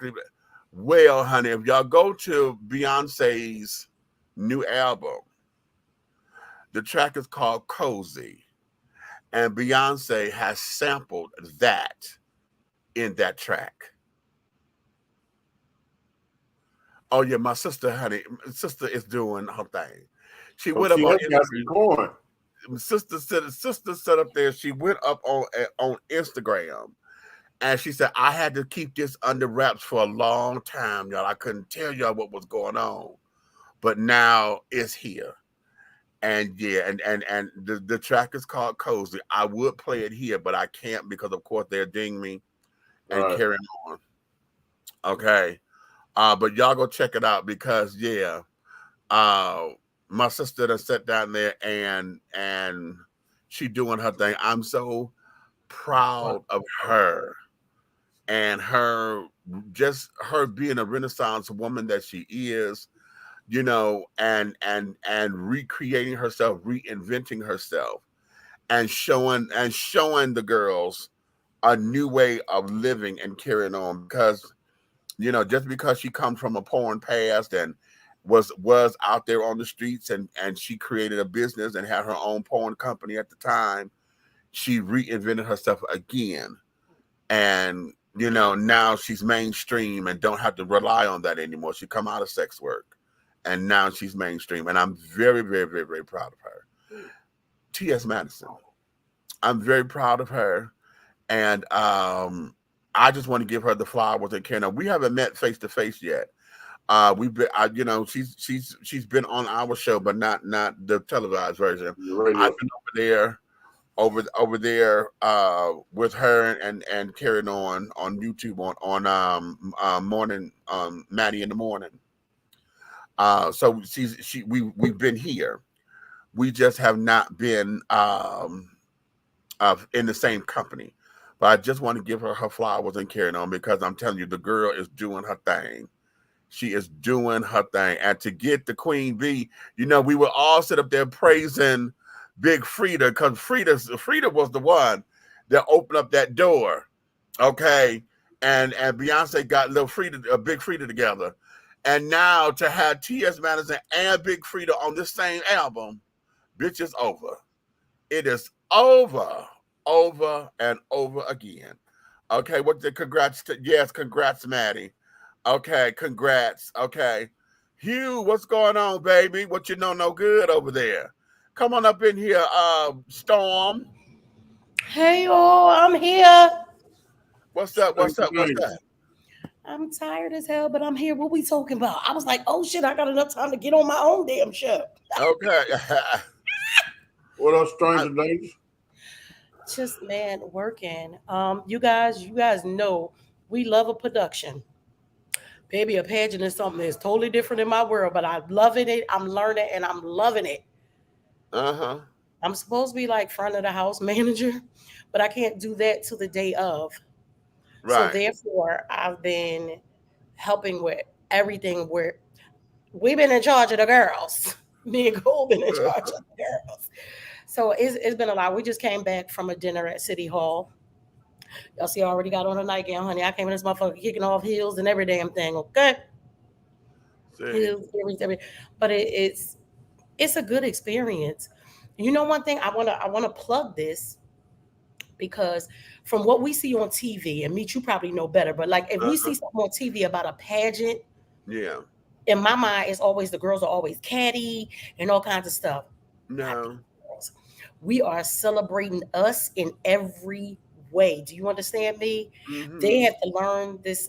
It's the oath of the Miss Black America pageant. You know, and those other people, not us, but The Pinkins. they're not going to tell somebody or help them out. You know what I mean? When these girls was going over their stuff and one girl would stumble over a word or forget a word, one of them would shoot the next word out to them so that they could get their memory back and stuff. Right. I can't tell y'all exactly what they're doing, but they got some dance moves for your behind. Do you understand me? And when they're, like when you're on the runway, the models walk past each other. Yeah. It's a celebration when they get to that point where they're passing each Right. other. Okay. They had some stuff that brought us to tears last night. The emotional, Mm-hmm. the talent and everything that they're doing. I mean, we was all in there crying. I mean, Can you share the categories? The categories are swimsuit, Mm-hmm. evening gown, well, no, cocktail dress, and talent. Oh, they're doing cocktail dress instead of evening gown? Yes. Very interesting. Mm-hmm. So cocktail dresses, Legs. talent, and then we are doing a lot of things out on location. So tomorrow, everything is about location, location, location. I was like, I just want y'all to know we on Temple University, but a block up is the hood, okay? Okay. I keep forgetting the lady's name, Meech, but one of these times I'm gonna get you on the phone, and so I can see if you've ever met her before, because she's from Detroit. And I was like, listen, okay, this the gentrified part. One block up, straight up hood. She said, she was like, good looking out. I said, babe, my best friend from Detroit. I got to look out for you. Right. Okay. Listen, it's interesting they're doing cocktail dress and not evening gown, which allows the girls a little bit more creativity. It does, because evening gown is very, very, very, very intentional, and you would get dinged if the gown is not long enough. Right. Because an evening gown has to be a certain length. And carrying on a cocktail dress, you could get away with the length, and you get a little creative. Yeah, that's cute. That there was real cute. The girls are, it's very diverse in everything. You see what I'm saying? Like we're representing these girls, and baby, she ain't come to play with these motherfuckers. Okay. All right. And you said what pageant is it? The 54th annual Miss Black America pageant. Now let me tell you. Wait. Meech, what did I tell you? Well, I've been through all that, right? The icon, Miss Belinda Livingston. Why do I know that name? I know that Miss name. Black America. Yeah, I know that name. What year? Way back. I was going to say, no, but when you say way back, I want you to know that we got Miss 1975 here teaching choreography. That may be her. She looked younger than. No, that's not her name. Her name is Helen. This is Miss Helen. Ask her right around there, because Miss Belinda Livingston, Miss Black America, I can't remember what year it was my instructor. She's the one taught me how to walk when I was modeling. When I tell y'all, Miss Helen ain't no damn. First of all, now she's like she's 1977. Okay. 77. Okay. We have Miss Helen downstairs. She's like, listen, when they said 1975, I said, I know the call line. When I tell you this lady look good. If she's 75, Nikki, that means she know Belinda. Yeah. Listen, I'm just telling y'all how good this lady looked. This lady is down there choreographing. She choreographed one of the best numbers that we got. She's a fitness instructor to like the stars now. She lives in New York, but she's here and she has graced us. And she gave me and Cole a massage today because my back been acting up and my shoulder. And Colby, y'all know Colby getting them knots on the side of her neck. Baby, she worked us out. She is amazing. Like the whole team. That thing is something beautiful. I tell people all the time that when I was helping her, like that was part of the thing, the classes that she had will help her with the pageants. And it's like you said, you learn a lot of beautiful, spirited things as a child, as a young, that you can see. Yes. That's why I be so against that catty mess, because I know what can happen and what shouldn't happen. And that's what I was prepared for. But when I saw what was happening, because I stopped them yesterday, we was taking a break, and I said, listen, I just need y'all to know that I appreciate the way y'all are handling this. I said, because it's a competition, but y'all able to celebrate each other as sisters, as queens in this thing, it don't get no better than this. Knowing that one of y'all got to win, like even with that oath, there's like a special prize or something, whoever memorizes it, because it's pretty lengthy. It's deep, but it's lengthy. Knowing that you can win money for knowing it the best, but you still help your sisters out to make sure they know it too. Right. I'm giving it up, and these girls are smart. We talk about 4.0s, 3.9s, honey. And y'all too know I do this all the time. When we go to the basketball games, don't I name people by who I think they look like and what I Right. think? Right. Baby Miss California, Uh-huh. I just called her Miss Perfect Legs. Okay. She got like gymnast legs, and she's so well poised, and she speaks softly. But guess what? She probably the smartest one out there. But when she do her little introduction, she lets you know I'm a nerd. And our plus from Nola, baby, she did not come to play with these. I wish I could say out loud. I Not called yet. you, and I can't. I called you last night because I wanted you to see a performance. Uh-huh. It was a medley of the balls. Okay.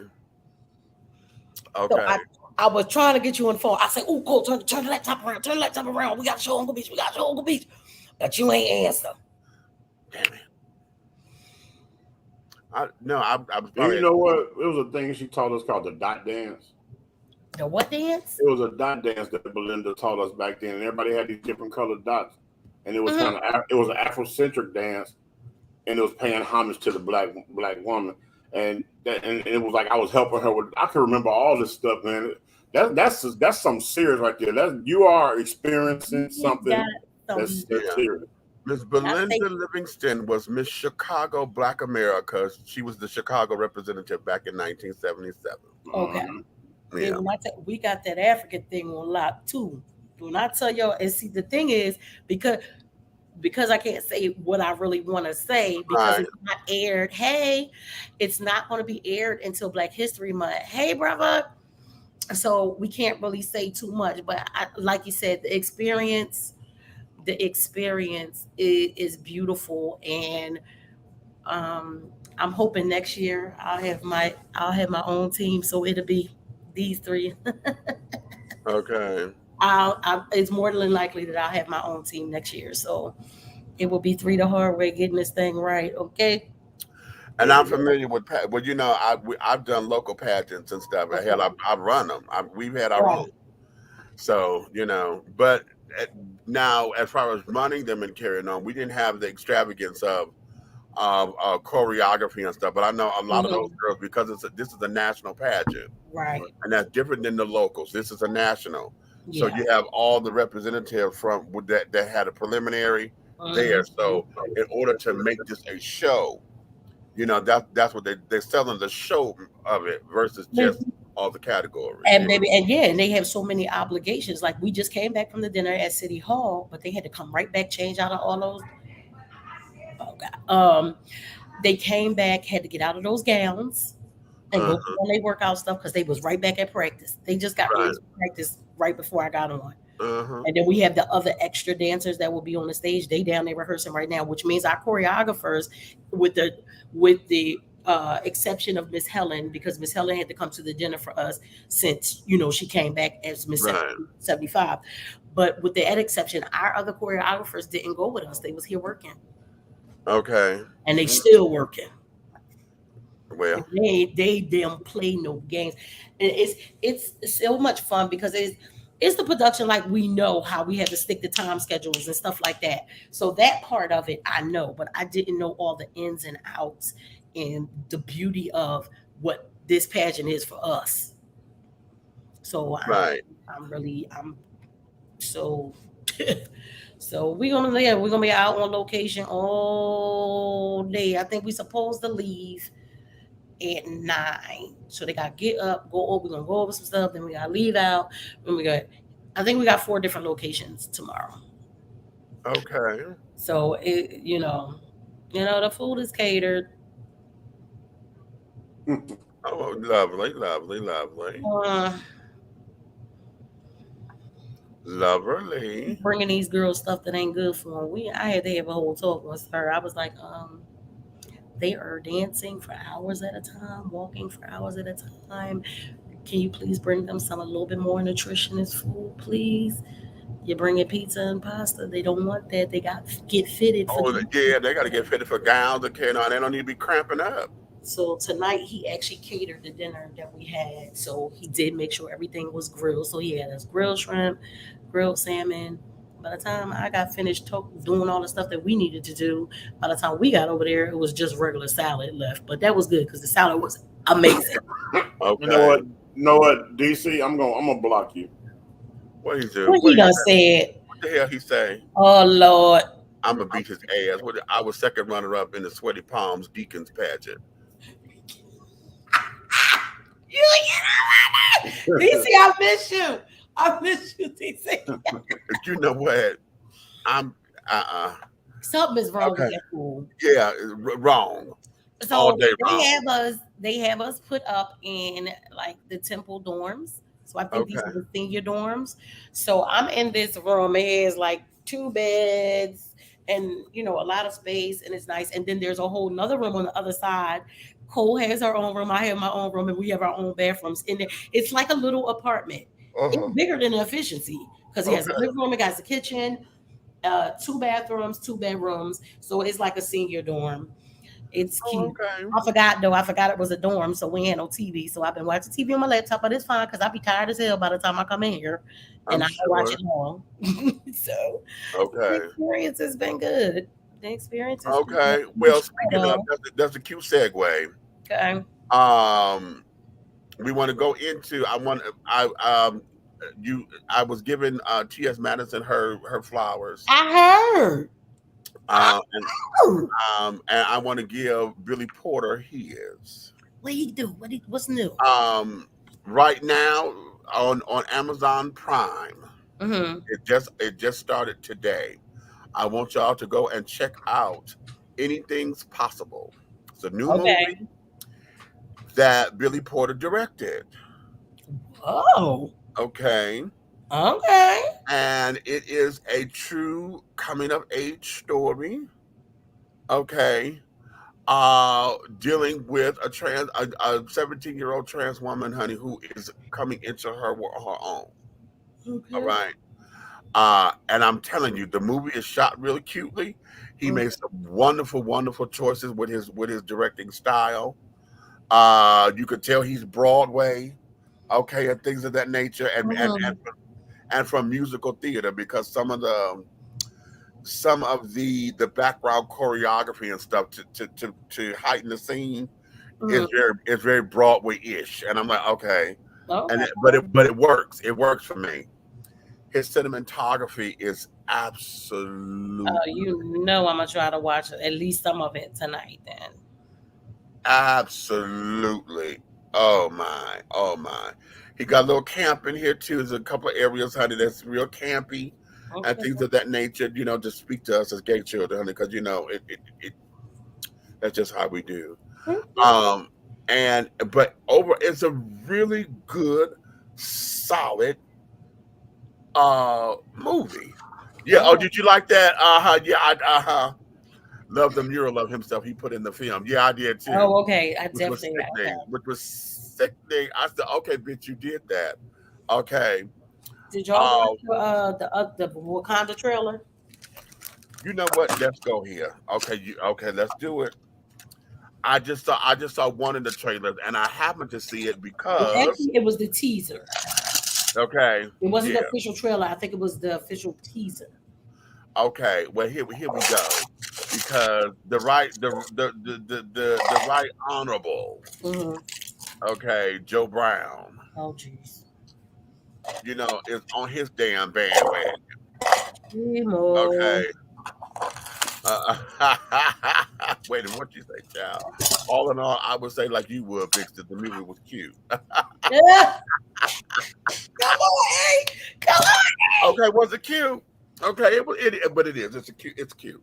So It's what really this cute. bastard say?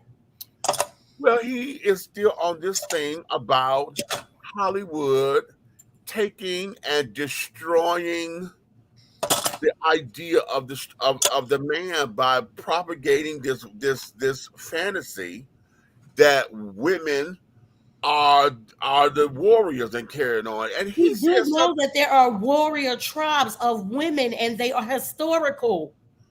Listen, he said that Black Panther, honey, in this particular thing that's what it's doing, honey. It is You know sitting up what? there. I'm sick of somebody who has. So if he's a judge, I mean, you've had a law degree because you was a lawyer first.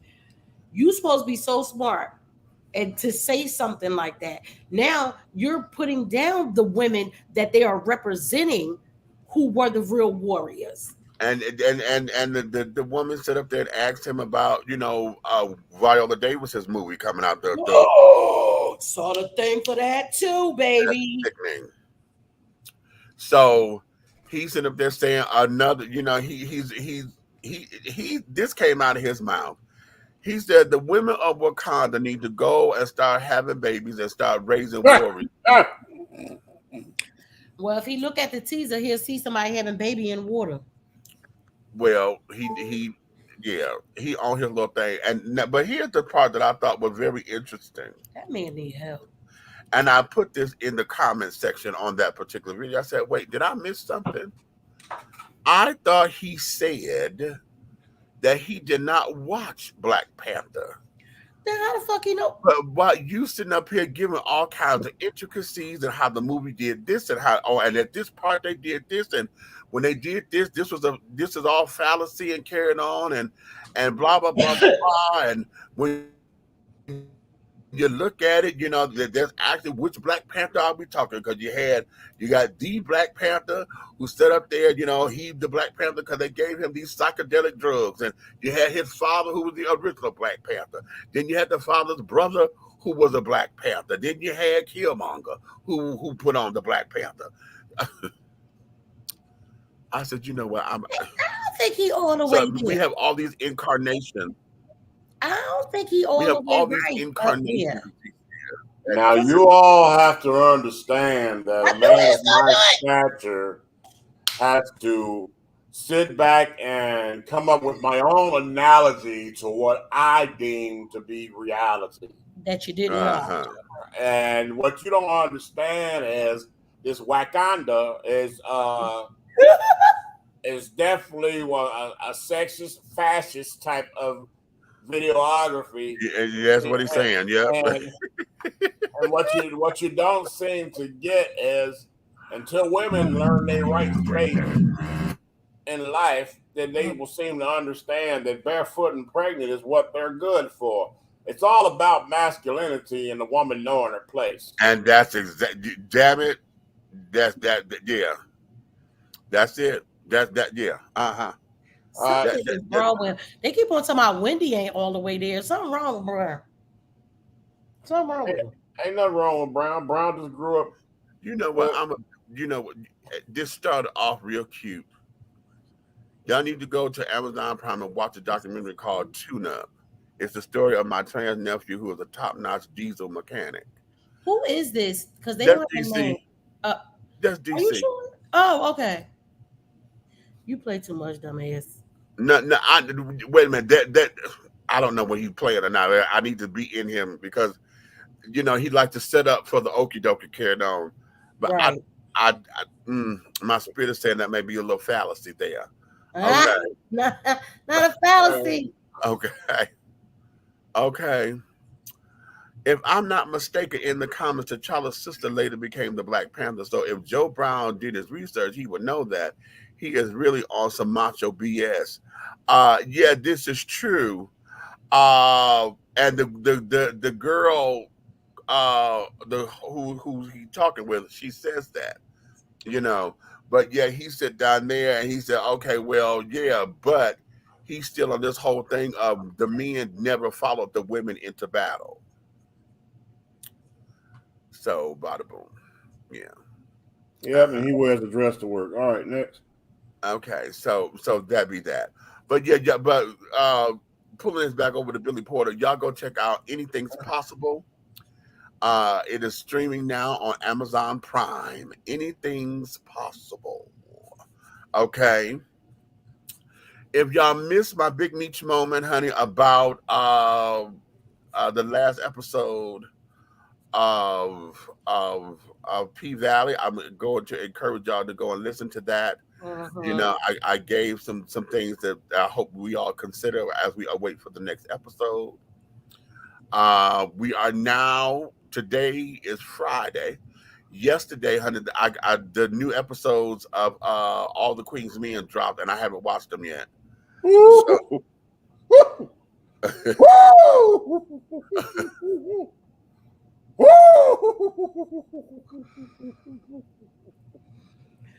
Okay, y'all, I'm gonna go out and I'm gonna come back in pageant emergency. okay. I'll be back. Love y'all. Right. Go get it, Tyke. Meech, Yes. before you hit play, Uh-huh. have your libations and popcorn and already just don't even move. Oh. Okay. The battle is on.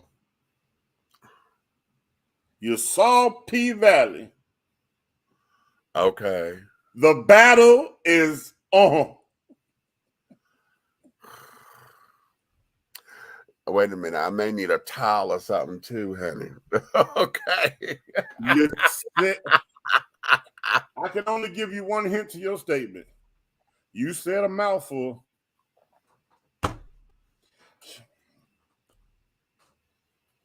Not when I'm trying. Oh, I had to catch that. I was going to say not when I'm trying to swallow, but that was, That was the same thing.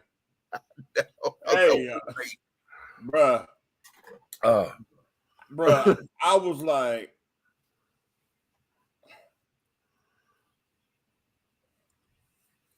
right. Okay. I had to freeze it right at director Tyler Prater. So be that. I froze his name on there. Uh-huh. And I started talking to the credit. I said, just come on out, bro. Is he directing this one too? Yes. Okay. Enough said. Enough said. Okay. So all I know is you gonna call me when you done with that. And then another thing, a woman after my heart, that is my number one gangster right now. oh, okay. Okay. She is my baby. Well. I thought nobody was ever gonna take down Frank White and Nino. I'm sorry. Madam got his hands down. Okay. Well, be that as it may. Okay, I'm trying to go over, make sure I hit all of. Oh no. One more thing before we go. I just found out just before coming on the air that there is a new system that they are implementing for us to dial for mental health emergencies. Really? They're saying instead of dialing 911, dial 988. Let me see if I can pull something up on that real quick. Okay.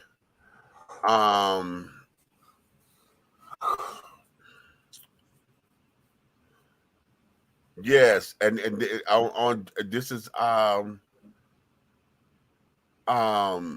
June 20th. I mean, sorry, July 20th, 2022. Today, 988 is the 3-digit nationwide phone number to connect directly to the 988 Suicide and Crisis Lifeline.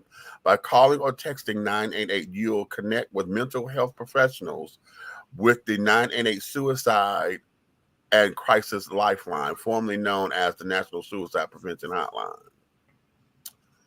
Oh, okay. So now instead of, okay, so they just simplified it and just did a whole 988. So, okay. Okay. So we now have the mental health crisis hotline 988. Okay. That's because they allow mental health to get that big in America. Exactly. And then too, with 911, because we know that's emergency, they're dispatching the wrong people. That's true. You know, they're dispatching the wrong people. You know, you're sending police out on a mental health call, child, and there's no crime that's been committed until you try to accost the person in crisis. Because now they're going to become combative. They don't want you touching them and carrying on. And once they get combative, that gives you reason to want to put them in handcuffs, which means all that other jazz starts to happen. Mm-hmm. Okay. So, yeah, 988. Okay, that there is going to be the 988. Y'all put that into your memory banks, into your phones or whatever. 988 is the mental health or the suicide crisis line. Honey, if you are in crisis, what the heck is wrong? You know what? I'm sick of you, DC.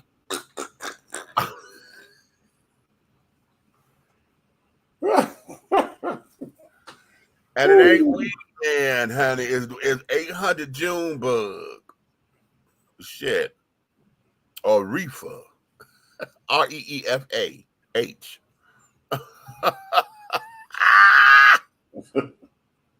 Reefer. 1-800-Gym Shoot. Okay.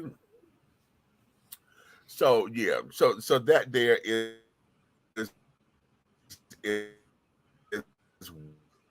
yeah. I got through all of my topics today. How about that? And carrying on. So all right, ladies and gentlemen, we're gonna cut this because y'all know I got to get to the donut factory. And carrying on. You know, don't you hate when you commit yourself to something and then when it's time to go do it, you know, now it's like, damn, I'm gonna put my foot in my mouth because I don't feel like doing this shit. Damn, damn, damn. Right. Okay. Wait.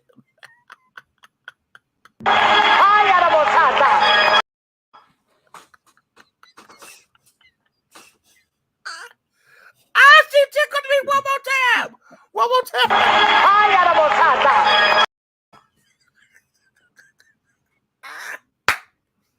Yes, God. James? Oh, God. I'm so glad I found that. Oh, I'm so glad I found that. Oh, my God. That just tickles me, Hetty. That just tickles me. Have a blessed night. Okay. Thank you, baby. That I shall, because yeah, like I said, I got to go down here because my co-worker, honey, we have a faux pas. They scheduled him by himself. And like I said, we have Chris Rock in town tonight and tomorrow and Sunday. They added Sunday's show because they sold out so quickly. They had to add another show. And that show was sold out too. Where he at? The Fox. Oh, it's lit down there where you at. Hello. Hello. It's lit. The show started at 8 o'clock. So by the time I get there, I should be able to get into the parking garage, hopefully. But I know y'all a full house. Yeah. Yeah. Okay. It's Okay. gonna be lit. The after party said, your job. I'm going up here with the mindful attitude that we have sophisticated children up in here that know that they're in the hotel, that know that people are trying to sleep in this and that. I'm going up in here with that mindset. Who are they trying to sleep? I don't want to have to go and knock on somebody's door because we have a noise complaint. And that usually what happens. Ain't nobody trying to sleep. It's gonna be No, a party on every floor. we are going to find out. So, on that note, my darlings, listen, you may finish all of your tea, babies, because the tea has been dished, that you've been dishing tea, darlings. With Big Meech and Aunt Nikki and the big guy ally over there, honey, Minister L.M. Hayes. Okay. Listen, if you love us like you do, honey, we thank you. We appreciate you, honey, but we need your help, honey. Tell all of your friends, your family, honey, to come on up in here to like, subscribe, and to love us with you, honey. Share it, baby. Share it. But if you hate us, think we ain't no damn good and all of the other shit that y'all want to say, honey, you can tell all of your motherfucking enemies to come over here to like, subscribe, and share. Because one of the things that you will understand is everything that we're doing over here with Three the Hard Way, the syndicate, honey. Everything that we're doing in any way, shape, style, form, or fashion, honey, will move forward. You may finish all of your crumpets because the tea has been dished and you've been dishing tea, darlings. With Big Meat. Until the next time, loves, y'all behave yourselves. Okay, if you can't behave yourself, sit your ass at home. Okay. If you can't be good, be good at it. See? And there you have it. And there you have it. So on that note, my darling,